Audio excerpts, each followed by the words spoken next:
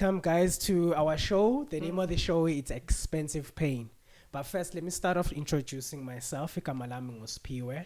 We have a guest whom is a photographer, but uzos introduce her even furthermore. Ukuthi igama ubani, and then we will take it off. Welcome to the show, my brother. Thank you for having me. It's an opportunity. How are you? Good, and you, James? I'm doing great. How's the winter treating you?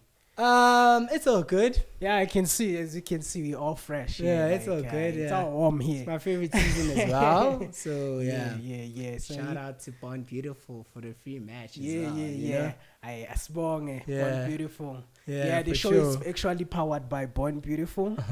Shout out. So take the stage, my brother, and let's get to it. For sure. Yeah. First and foremost, thank you guys for having me. Yep. Thank you guys for giving me the opportunity to be here. I'm grateful. I'm honored. Igama Mpumelelo Buthelezi, born and bred in Mpumelelo, Soweto, obviously. Even the show it's based in Soweto. For sure. Let's get to it, Mpume. As a photographer, right? You do go through challenges as everybody on any other field. But with coming to your clientele, do you know what makes people choose your type of art when it comes to photography? That makes you stand out from the rest. I understand. Okay. Yeah. This guy's coming with bars and just straight up. That's the hard question. You know what I mean? It's tricky and it's difficult, because of 4 to 5 years in the industry.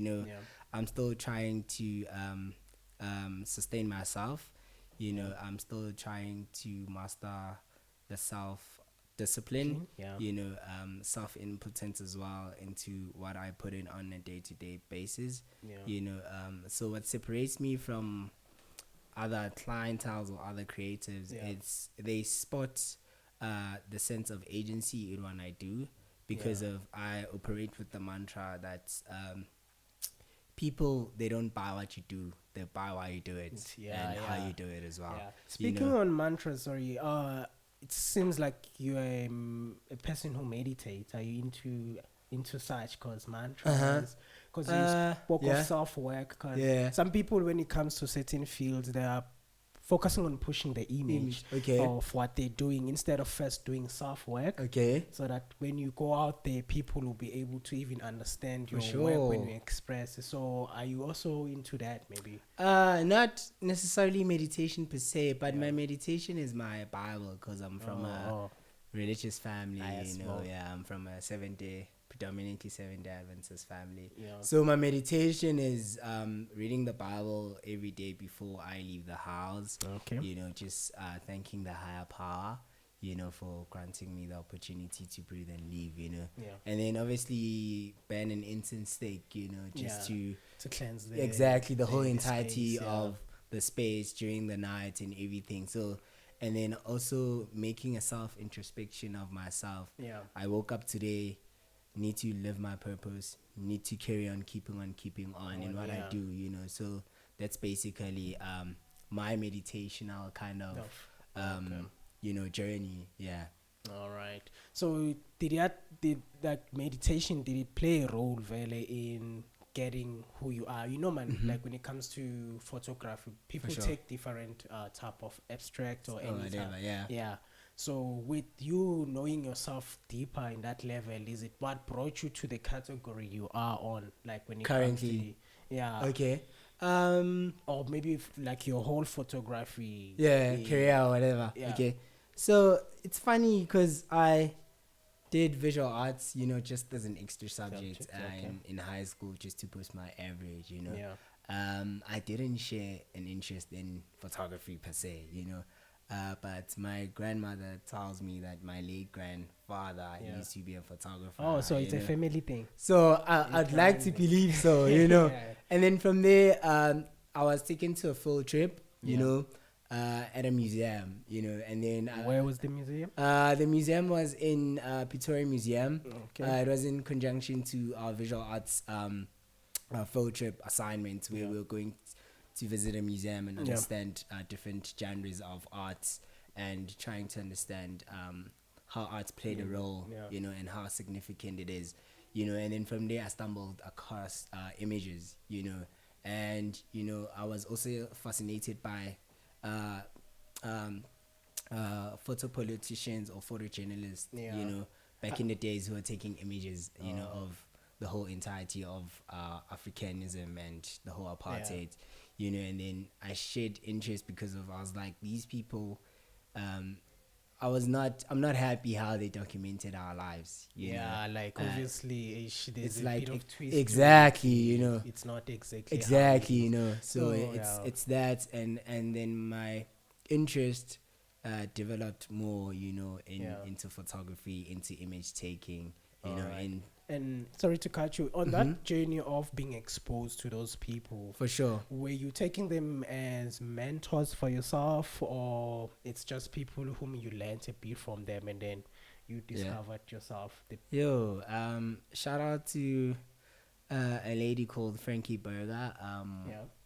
If it wasn't for her, you know, my interest and development in terms of the medium of practice photography wouldn't have been discovered, you know. Probably I was going to even lose interest, but she gave me the opportunity. She took me under mentorship. She taught me the foundational basis of photography, and then from there she took me to a school, you know. Like, was she doing it out of her pocket? For sure. You know, she got me the scholarship, you know, and then because of, I think she saw, you know, the zeal and the drive, you know, that I have, you know, the hunger for, you know, photography, and then she took me that, and then I had to obviously enhance fully myself, you know, into the whole program, you know, of the course, because of it was a mixture of journalism and media and, you know, documentary photography. So you mentioned the point where you say if like it wasn't for her, maybe the passion would have died or do you have other options, or do you have other like skills beside? So my first is engineering, you know. I have an engineering background, electrical, you know. I did it, although I kind of felt it was mandatory, but my parents always say, no, we never chose for you. It came as a bursary and you had to, you know, because at the time, you know, finishing, you know, high school, you know, you are still when did you finish high school? 2012, you know, and then from there it was the thing that you are caught up, you know, and you have mixed emotions as to you want to do law, you want to do engineering, you want to do teaching, education, you know. And then I shared an interest for the science, of which, you know, when I was doing visual arts, my visual arts teacher was like, you're more of a creative and an artist, you know. Stop these science things. And at that time I didn't have like a knowledge of the arts and until when I was taken to full trips, you know, getting exposed to the whole medium of different genres of arts and everything. And then at that time, did you have your own cam? Because that time we had like a group cam, you know, because of it was me and my friends who had, you know, bought a camera, you know, taking, you know, it's expensive. Exactly, it is, you know, taking images of different locations, dressing up and everything, you know. And then I realized that as the passion and the interest started growing, you know, and developing more into a deeper sense of understanding and knowledge, a lot of people dropped out, you know, because of we were 5 and we wanted to do this clique, because you know, when you start something exactly, as time goes by, some people until I was left alone, and then from there it was the school, and then, you know, graduated. What kept you going when the whole team fell off? I think it's because as people, I believe, like somebody who's watching now, for sure, it's going like that. They have a passion and there's challenges that they face. For sure, like even starting a company, you can start a company by like a bit a number of like five or six, whatever. And then as time goes by, people start dropping out. You know, with you as an individual, like what, like kept you going? Which as in, it's cool. I'm just gonna keep at it. To where you are, it's research, number one. So you know, to do research, research. It's very important, you know. 2, again, being confident, you know, and believing in what you do, you know, and you know, surprisingly, my parents were very supportive from day one. Yeah. Even though when I was doing this whole clique and everything, you know. But did they understand it? Since obviously it's a family background. Yeah, they did. But what about the support though? The support was highly receptive, you know. They didn't shy away and say, you know, stop this thing, you know. Yeah. My granny wanted to buy me a camera, and then, you know, we did quotation, and my parents are like, you know, it's expensive, you know, and then how about we get like secondhand camera, and then we did that, you know. And then they were very supportive, you know, because of from day one when I was telling them I'm passionate about the creatives, I want to be a photographer because of 1, 2, 3, 4. I look up to so and so, you know. They were never saying no, you're not gonna make money, you know. And they were there, like you know, me going out to shoot. They were there, you know. And I just wanna speak on something you mentioned, whereby you said they bought you a second-hand camera. Yeah, it was like you know, I had to contribute a certain fee, and then they had to like meet me halfway. You know what I've spotted from that? It's a great message to people watching. For sure. Some people would tend to make excuses from achieving their goals. Depending on the circumstances that they're currently facing. They take that as an objective. Yeah. Since I don't have the actual cam, for sure, or the actual whatever, because me, I'm a tattoo artist. For sure. I didn't go with this mindset to go to, I don't have the professional machine to do this. I had to use what I had. So that's what I'm getting from your story. Which, like, regardless the circumstance, if you have the passion, like, you must use what you have, because you can build from it, and then you can then start getting what you have. Thank you for that point. Shout out. Coming to the family support, as you said, it was for sure. As a person in a journey, do you think like support from family is vital, or you can just make it without the family? I think it depends on the situation. It's a two-way stream, you know. Me, when I speak of support structure, like, I mean family from my grandmother and grandfather's side. I don't talk about, like, I don't mean extended family, because they were neglective, you know. They were saying Mpumelelo Welz Award and everything. Now, when they see my growth and everything, shout outs, you know, shout outs. We're proud of like you. No, it's very important that we need to be raw and we need to be real. You know, I still say today, like, the support structure that I got from my family, you know, it was very receptive. And it was amazing, you know. Although they didn't understand in depth of the medium, you know, they knew that it's there. You know, they used to say your grandfather, you know, used to walk around with you and everything, you know. And I was still young, because fortunate enough, you know, I think he instilled that, you know, in you. That sort of interest, you know, or knowledge that, you know, I'll teach you how to take, you know, images. But I was still like, I was in grade 3, I was probably like 9 or, you know. So this thing was very fascinating, you know. And until then, I think he sort of instilled that in me. And then, you know, it's an unfortunate part that, you know, he died when he was 90 years old, and I was still young. He lived that long. Exactly, you know. But family is everything, you know. If you don't get support structure from your biological family, for it could be maternal or paternal side of, you know, you can still get support structure from outside. That's also family. You know that's what I mean? believe. Family, it's not like blood. No, no. Most people like call family exactly external. You know. So I would say it's a two-way stream. You know, if you're not getting support structure from family, go seek support structure where it will be appreciated and valued. You know. It couldn't be family like your mother or blood, like you're just saying. It could be a friend, you know, a friend's aunt, you know, giving you the support and saying, I vouch for you, you know. What is it that you need? You know, then you tell them, I'm struggling with equipment, you know. If you could start me with like a $4,000 camera, you know, all those kind of things, you know. And then from there, use what you have and go for it, you know, like always keep on applying. Exactly, you know, because of if you're on your phone like 100% and then you start using your camera like you're using it 30%, the work is going to show as well, and it'll be depressing, you know. Doing what you don't love, it's depressing, you know. So for me, it wasn't. You know, there are days where I'm just like, I'm tired, I need to rest, you know, because of you need to balance, your scale. You cannot work Yeah. and rest. You need to work, rest. Work, rest, obviously, because if you work, rest.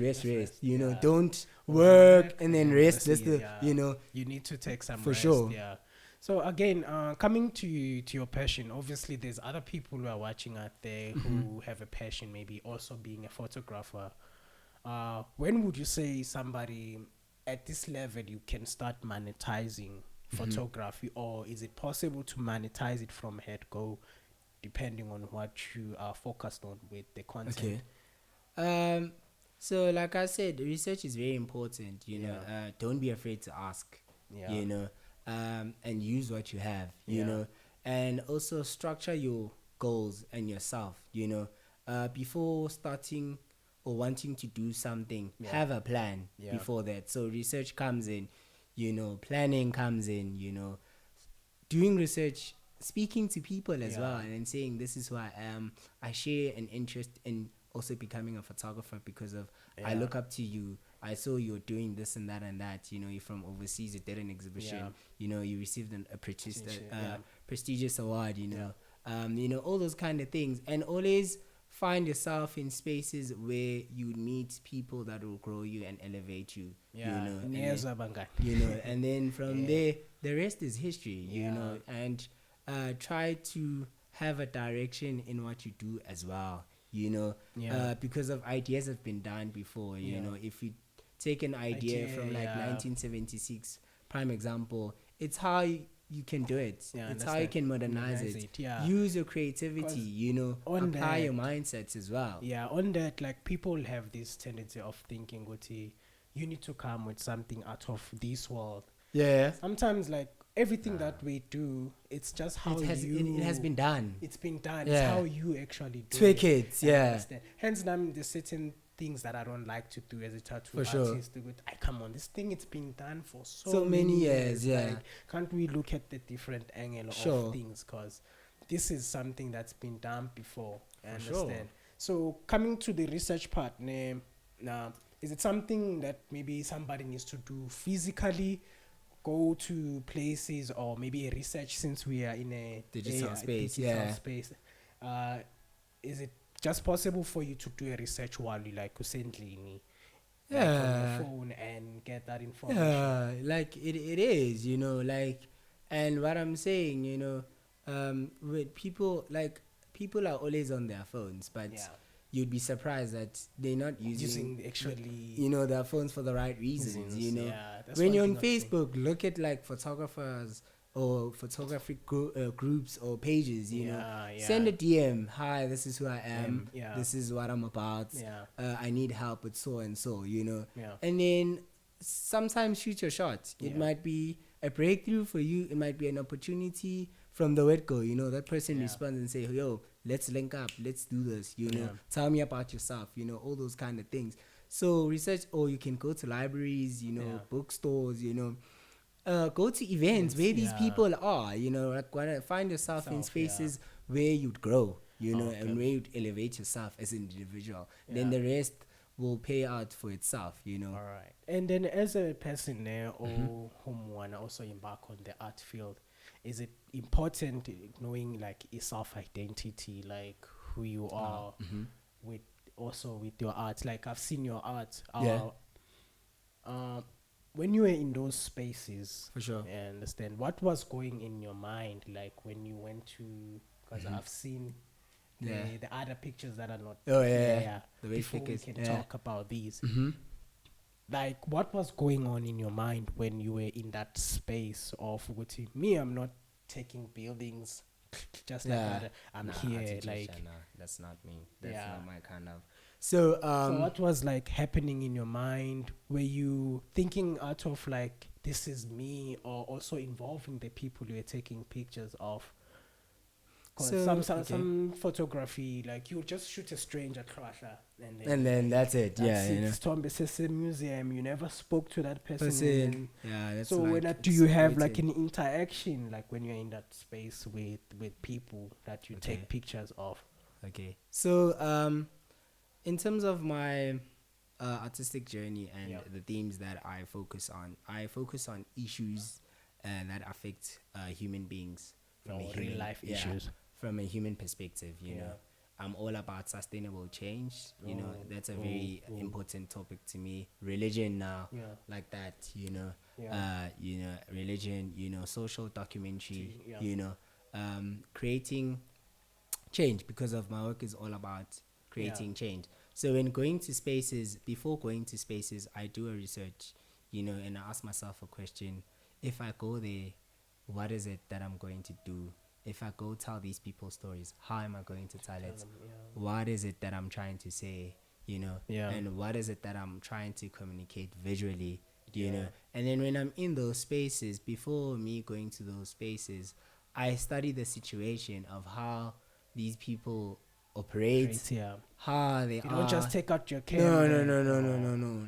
Because a lot of people, they are not used to the medium of photography, you know. Once you start pointing the camera at them, you know, they shy away, you know, because of even with me, when I'm with my recent project of pointing the camera at myself, it was difficult, you know. I was asking all myself these questions that I reminisced across when I was doing like other stories or assignments. You know, when people say they refuse, they when think they refuse, do you understand? I understand. No, I understand, but you cannot refuse if you don't have sustainable, you know, or conducive response to why you're saying that. You know, your response must be very, you know, it must have in-depth, you know. When you're saying no, you must state why. You know, you must give me a reason why. Because if I came as this person, having the proof and saying this is who I am, I'm here to do a story. But do you always get the reasoning behind it? Some, yes, some I don't. And then if they refuse,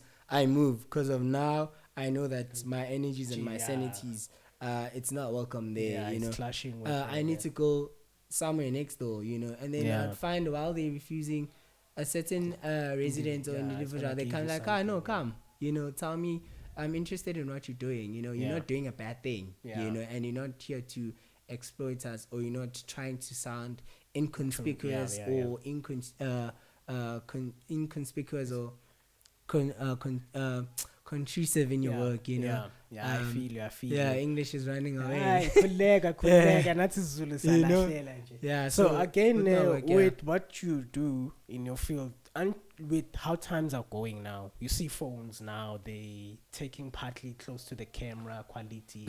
Does that concern you as like a person who went to school and studied this, and this is your profession? So now, since there's phones like camera qualities, they are more cinematic now. For sure. I understand that. Does that concern you, or it comes down with the user?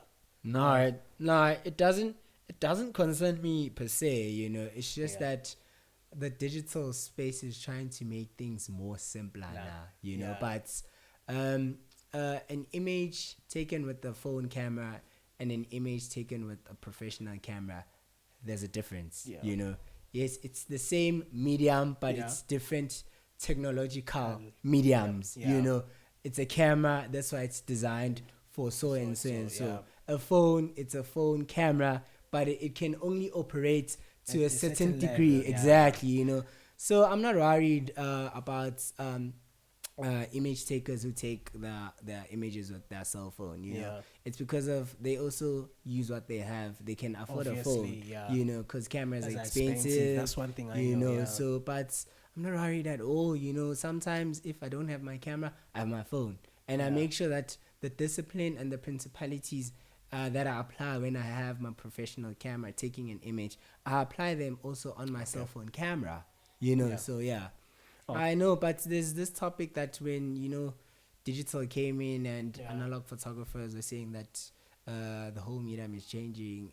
It's now, you know, shying away from analog cameras, and analog people were saying digital space is taking. You know, is it something that you feel it's them saying it personally? I think so. They're saying it on the personal level, you know. They're not saying on the personal level in terms of how the industry is trying to grow, you know, how the industry is trying to improve from previous, you know, because of everything is all about growth, you know. Now there's phone cameras, you know. they're I making understand. things simpler, Yeah. since cameras are very expensive, but still the core essence and the core value of the camera, Yeah. it's still very appreciative, Yeah.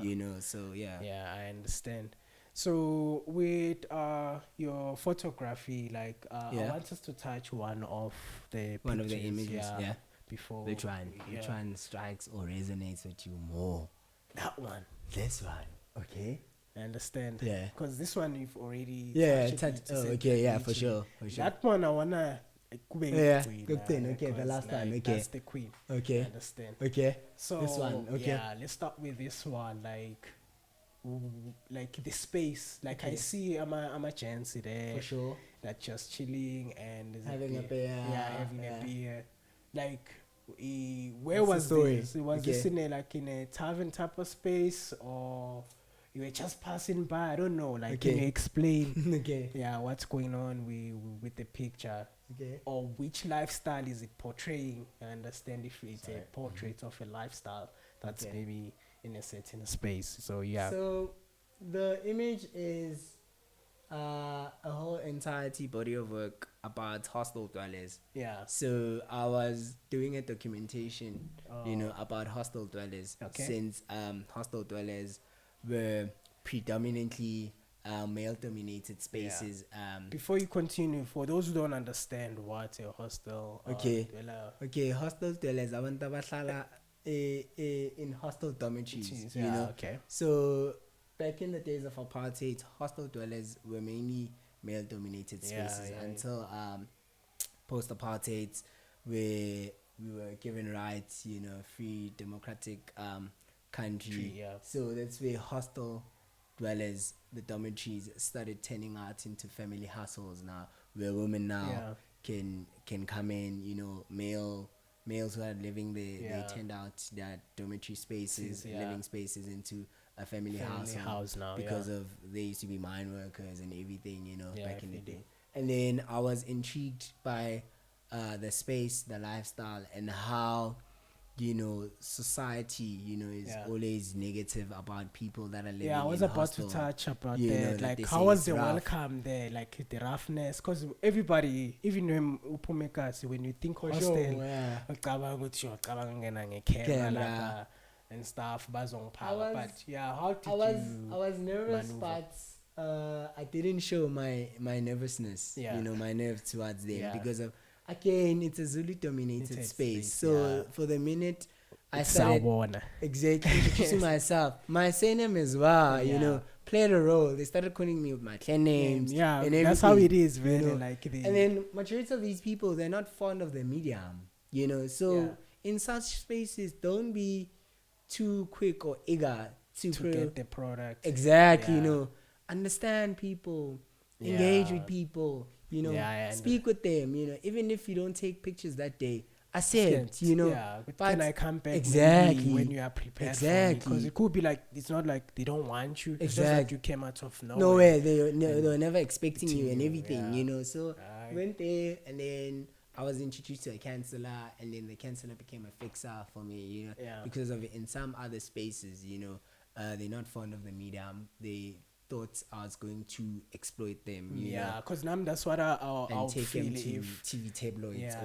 or newspapers and everything. And then from there, the story, I pitched it to News 24 and City Press, Yeah. at the time. And then from there, they got published, And when they got published, Do you have contact with them? yeah, How like, did they feel about it? they were excited, they were happy, and they some were saying, now Sissy famous, Mpumelelo Sons are famous, Yeah, and everything, boom. Yeah. But how I develop a relationships with my participants, I don't want to call them subjects, in my stories, is that I constantly keep on developing a relationship, like communicate with them, greet them, sometimes pay them a visit when they're not expecting that I would come. And then when I come, they're thinking I'm shooting. I'm just like rocking myself. I'm just like, no.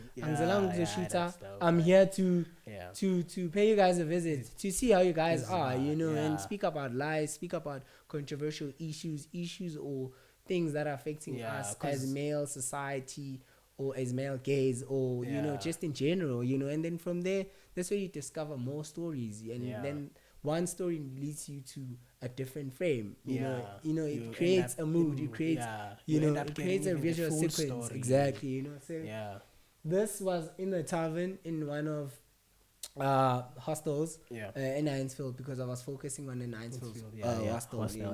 And then as I was passing by, they showed me the tavern, and then I saw a broken window. I was like, I need to take a creative shot, you know.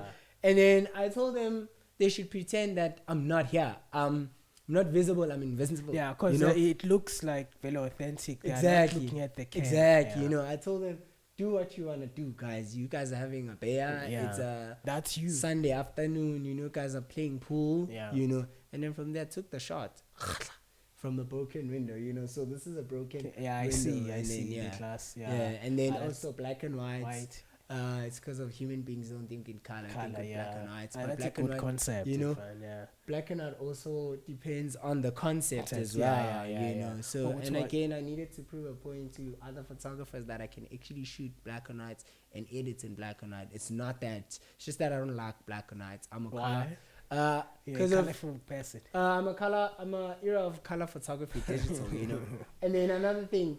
Black and white tends to manipulate, a whole lot of things like exposure, lighting, and everything, Because even now we can't really see their face, so even if it's published, you don't feel exposed. So, but color exposes you that you never exposed. With these new cams, there's a keep under my skin pause. Just that, but now I'm tapping into like black and white, my recent bodies of work, even my current solo exhibition, which is happening at Back Factory Artist Studios, it's black and white, depicting myself as an angel of God, and then it expanded to self-identity and how the national lockdown influenced us as creatives and artists. That we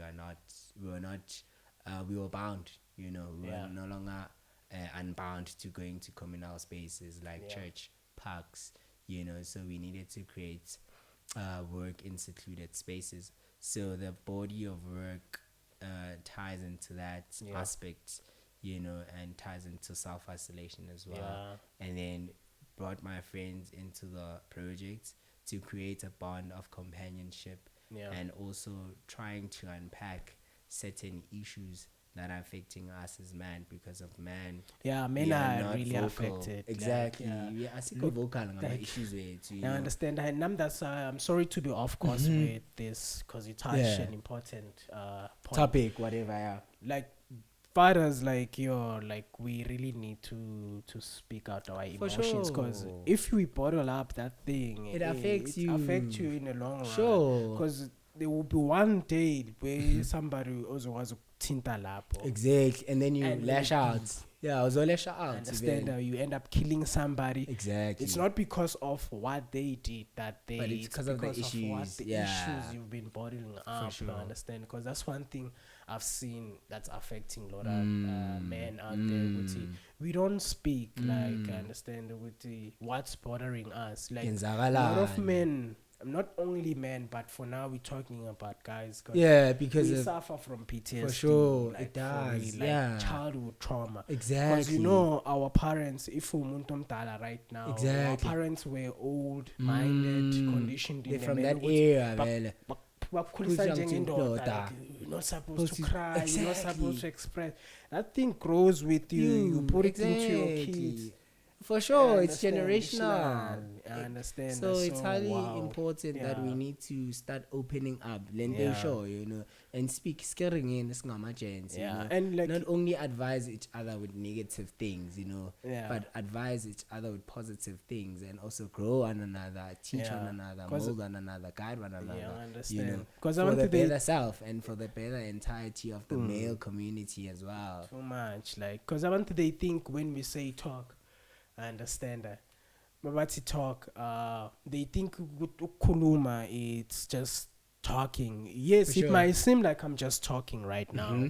But when you get home and you try to recall whatever that used to trigger you, but for the fact that you spoke about it, it's going to uplift you in a sense. Like, I'm no longer triggered about this. I was able to take it out and be vocal about it. But if you keep quiet and you're from there, it still affects you, motherfucker, because you are in man, you know, reality sinks in. You know, maybe you had the opportunity to say, gents, I'm currently going through 1, 2, 3 situation, you know what I mean? I need advice on the basis of that, you know. But because of another thing, the reason why we are not vocal about our issues, we always have this mindset, guthi mangizotshela ama-gents azongiviewa, so you know bazongihleka, bazovayisa indaba zami kubani bani, you know, bese sengiba inhlekiso nani, and that thing needs to stop, you know, like you're saying, it's gonna affect you in the long run. Like we need to grow up as people. Like you can't be doing that. Like most of the level 20 something. Like, like you can't be acting like a child. It's early adulthood now. I understand. You're so experiencing like life in the like journey. we need to also like stress on that issue. I understand. Hence like Ekas, like I'm telling you, you would swear would say Ekas there's Virgin Marys because fathers are not there. Yeah. Because it's like angels come and then disappear. They go. Kids. I understand. But going back to what we've been speaking about, like I don't want to pose this question as if like where do you see yourself in 5 years, but do you see yourself maybe having a corporate, like where you employ for sure people to work under you instead of you always being there? Yeah, for sure. The aim and the vision is to build a school. But before building a school, I wanna open my creative agency company where it's going to be a hub. Okay, creative agency. And school. Let's start with school. What type of school? So the school will be a photographic school where it will empower young emerging Black South African creatives and giving them the opportunity, you know, to enhance the skill and develop it and show possibility. And I'm sure you will get your employees even from there, creating job opportunities. Even with the creative company, you know, it's that I wanna do a creative company. I want to open a creative company where it's going to be a creative hub, where it's going to be fashion, you know, music, you know, arts, you know, photography, you know, and everything tied up into one, but the subdivisions, you know. If you're interested in fashion, there's a spot for you. Exactly. If you're interested in the arts, you know, for you. So it's there, but I'm still growing myself, you know, as an individual, you know, in my own individuality, you know, and it's an amazing journey, you know, and another thing with this journey, sorry to cut you on that, you also inspire me, like for sure. What I've realized about you, shout like, out. You don't mention time. Okay. In other words, you're saying don't look at time, just keep doing what you do. For sure. Although time is a very pivotal thing, you know, because of you snooze you lose, you know. Now it's probably headed to 4, you know. I'm just guessing, I'm not precise, you know. If you were busy procrastinating and saying and then you know, that's you fooling yourself, you know, and you're not fooling the time, you know. Time exactly, you know. But I'm saying in that sense, a good team, you know, other people will pressurize themselves. Let's say in terms of time, saying that 25 and I haven't reached this level. I understand. Now I'm speaking from experience, and our come ups are not the same. You might boom after 20 years. Like that's what I might boom after 2 years. And most billionaires, it's only a few number of people who were actually billionaires in at a young age. They were all like around 39, 30 something, 49. Understand? And some they become millionaires and billionaires once they've long retired. You understand? That's what I apply. I apply to also what I do as an artist. Like right now, obviously, I'm independent. I'm doing what I'm doing daily. For sure. But if I keep at it, I understand the rewards will be amazing. I might get my break in the next 2 years. For sure. Or in the next month. Exactly. I was about to say that. You might get it like that. But time shouldn't be like the most concerning thing. Exactly, you know, because that creates isn't as fun or good. So create an objective. Exactly. And then if it doesn't happen in 2 months, then you start feeling disappointed. Depression because of you saying, you know. The issue is keep on keeping on. Like, having the same goal, having the same vision. Yeah. Always be open to, to learning. Because of once you at your pinnacle, you must also appreciate and say that there's people that are above me. For me to be here, it's because of 1, 2, 3, and so and so. And once you're there, and people that are there as well, they know that there are people that are above them. So life is a circle. That's why the earth keeps on rotating. Except in other countries. So even with work, it's like that. Taking turns. Exactly, we're taking turns. It's like that. And don't view other people's work negatively. And that's one thing I've learned. You must always be very supportive, and support people that support you. Those that don't support you, don't support them. People who don't come, who don't show up at your party, don't expect them to show up at your party because of they didn't show up at my party. So if you could apply with that, you'll go far. Because like really being in this journey, you find such difficulties For sure. whereby the people whom you actually wanted support from, that the ones who then actually understand, like, how is it that now it's changing? And then in the long run, when they see you now, maybe Sovela somewhere, now they wanna come back. Like, shut up. That's why I come back. Like, honestly, I hate to congratulate her. Like, what are you congratulating me on? Because of you're not part of the struggle. You were never part of the struggle. Sure. And the worst part, I was doing all the struggle in front of you. You never said big ups. You got big ups because now. Because of you to see me, that's me. phony. It is. it's that discussion that we were having earlier on. That's phony. But I always reference like my work to a quote by Maya Angelou. That whatever that you learn, you must teach. And whatever that you get, you must give. Be it 5 rand, you can share it and split it. And I'm a blessing. Exactly. Triple. Exactly. So people there. So if you could also do that, and also empowering and passing on the skill that you have, to a potentiality of an individual that you see, and tell that person that, I see this in you, are you interested in doing this? Have you done that? I know you spoke of a school whereby you wanna for sure. Have you done that before this school? It's a future plan. It's probably like 5 to 10 years, So I help people that need help. That's how I am, because I was never spoon-fed with information. There, that's a good point. That's one thing I've realized. Sorry to cut you.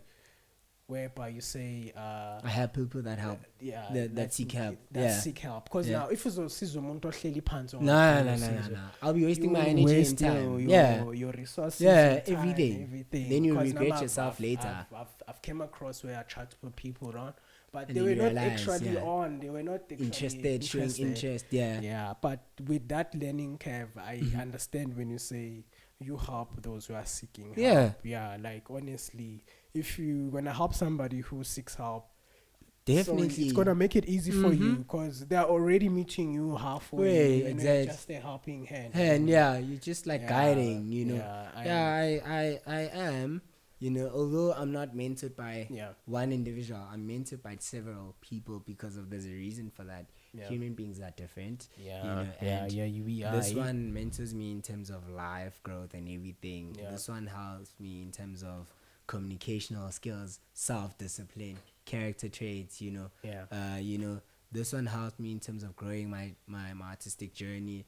So, and then I combine all these different advice or information that I've grasped from individual people that I vouch for, or I share an interest in how they do things and how they prosper, and then I try and apply that to my life and to my journey and to my work, and see if it might work. If it doesn't work, I don't use it, and I say that this didn't work. What you've advised me with 1, 2, 3 didn't work for me. And then there's always an alternative for that. Exactly. So, and then with what you do have a team, or this is just you? So now in terms of I'm creating I'm headed to creating like an agency and company, so my friends, who are Kukulethu Ntalani, Wandile Baloyi, Lungelo Makamo, they are now part of the creative process, and they're also sharing interest in the creative realm now. How is it like working with your friends? It has turned out amazing because from the onset, we were real about our intentions towards one another, and very honest towards one another. Because that's needed. So it made the companionship and the bond of brotherhood to become more than friends, So it's all about work. We are not joking here. There's time for play. There's time for work, So currently, that's like my creative team. When I'm shooting, they're there. They help me with my creativity, the whole conceptualization, planning, because these are the skills that you develop and you grasp from your friends, because we all have the same values, but my friend is helping me with being communicative, you helping me with admin, and I'm not good at that, and then, that's bouncing off ideas and sharing knowledge, and being honest to one another as well, So that's how separates me again from other industry creatives. I don't chill with people on the basis of this one is so cool. I'm all about expanding knowledge and grasping something from you. It's pointless to go chill at Torpedo Zero for instance, if you don't have a specificality or a reason why you need to go chill there or go see Ubongs or Uzegumbomi, so it's gonna it's gonna defeat the whole purpose of you spending petrol and coming to me, just to speak about things that are not going to uplift us. So it's high time. We need to start now.